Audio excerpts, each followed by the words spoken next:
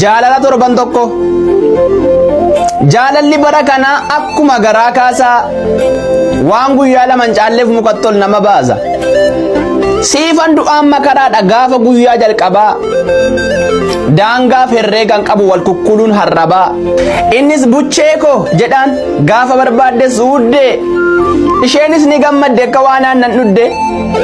Isheenis maqaa masoo yoo waamtu yeroo maraa. Osoo honneen saan beekne jaalalli guuta gara. Ganama barii ka'ee utuu fuullan niqatin. Ciree fudhatee nyaatu abduututti nimatin.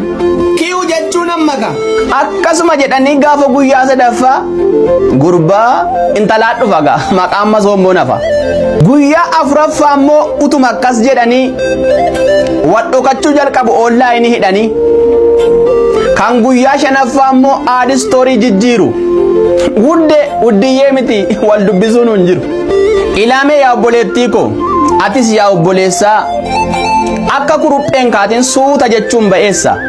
Waan barbaadden argattu olii gadi waan kaatteef. In fuutus in heerumtus 50 waan jaallatteef. Jaalalli qoosaa miti adda baasi dhugaasaa. Rabbiin itti kadhadhu karaa isaatu si baasa.